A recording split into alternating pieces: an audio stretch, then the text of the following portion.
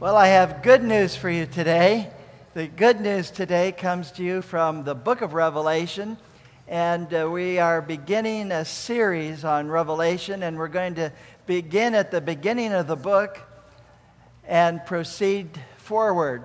Today we're looking at the introduction to Revelation. It's actually chapter 1. You may take notes if you wish. If you would rather, you can just pick up a DVD of this information. I think you'll be interested in the information because I don't think you've heard it before. You know, sometimes we say, oh, Revelation. Well, I've been to Revelation seminars, or, I've heard this before. I don't think you've heard this before.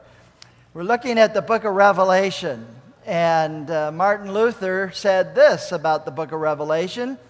The book of Revelation is neither apostolic or prophetic. Christ is neither taught or known in it. Well, I can assure you that Martin Luther was wrong.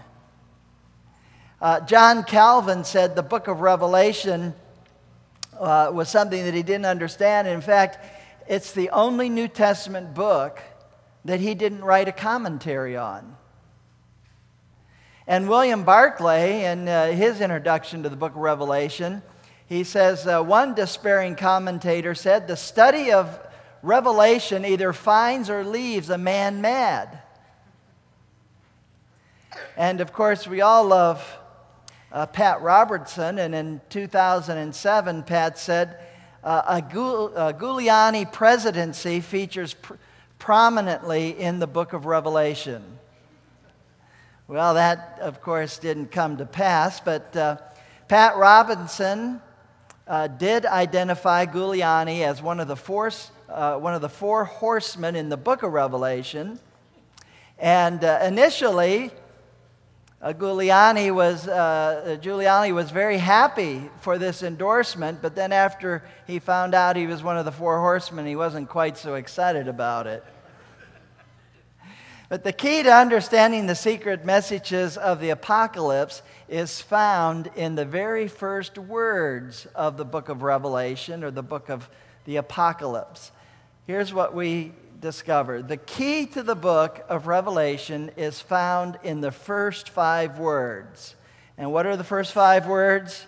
The first 5 words are the revelation of Jesus Christ. So it is a revealing of Jesus Christ. So Martin Luther and the others who thought this was some weird and wild book, they were wrong. It's a revelation of Jesus Christ. Isn't that good news? It's an unveiling of Jesus Christ. The book of Revelation is called The Revelation to John. That's the title of it. And the title of it is a revelation to John in certain versions of the Bible, but not all versions. In some versions, it's simply the revelation. It's a revelation to John, but it's not the revelation of John. It's not about John. It's about Christ. And the word apocalypse simply means to unveil. Its author was the Apostle John. It was written somewhere around 95, 96 AD, and it was written on the Isle of Patmos in the Aegean Sea, about 40 minutes off the coast of what we now consider Turkey. And the situation was vicious persecution. There's a theme in Revelation, and it's actually taken from the book of Romans, chapter 8, verses 31 to 39, and it says this: if God is for us, who is against us? He who did not spare his own son, but delivered him up for all of us, how will he not also with him freely give us all things? Who will bring a charge against God's elect? God is the one who justifies. That's a summary of the whole book of Revelation. If you had to summarize it in 2 words, it would just be God wins. Isn't that good news? And it's good news for us as we deal with everyday life, because, well, what I want to share with you today is not just, information, but I want to give you some help in dealing with the issues that we all deal with. If God is for us, who's against us?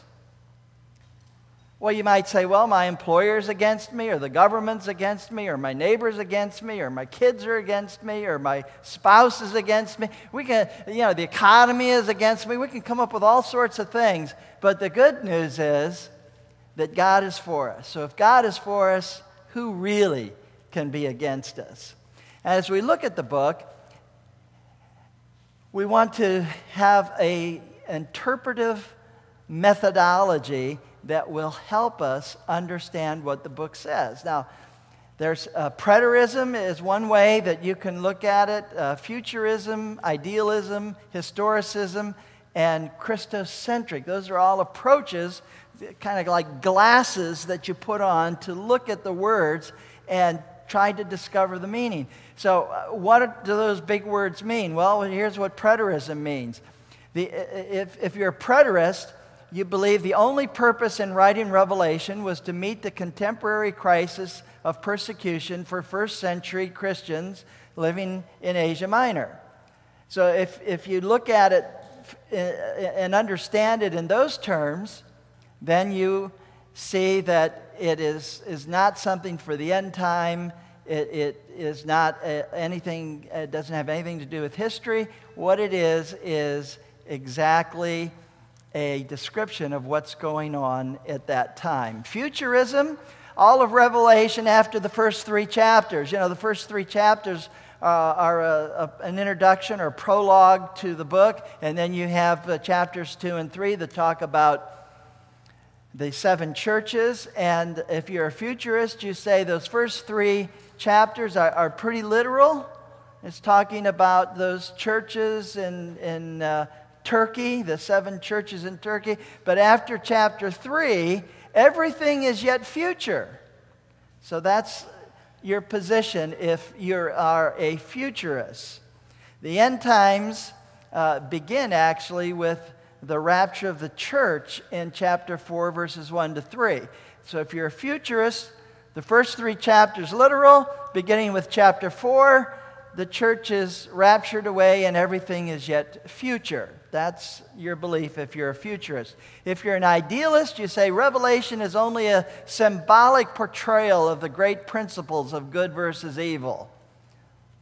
John is simply using apocalyptic symbolism as a literary device to elaborate the timeless principles and the cosmic drama of the plan of redemption. In other words, Revelation is just about good and evil. It's not about specifics. It's just good and evil, the principles of good versus evil.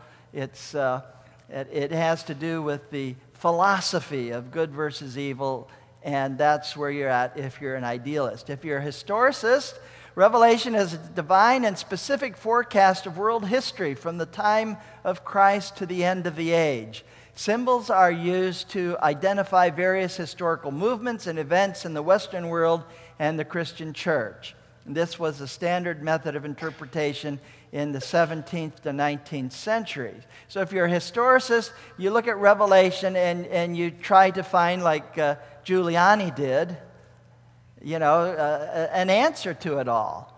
And it changes with different generations. If you're a historicist, you might look at it many centuries ago and you'd say, well, this is talking about Hitler. And today you might say, well, no, that's talking about bin Laden. And it just sort of changes.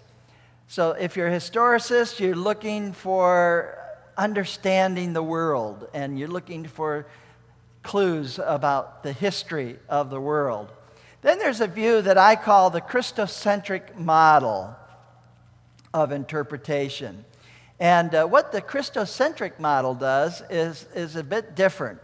It incorporates all of the positive aspects of the other models, but seeks to interpret the text in light of Jesus Christ.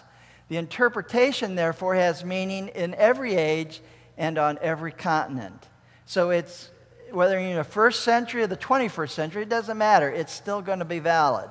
Whether you are in Irvine, California, or whether you are in Jerusalem, or whether you are in Turkey, it doesn't matter. It's going to be the same interpretation. And this Christocentric model is the one that I use, and I must say that it is almost unknown to theologians today. Very few theologians use this model.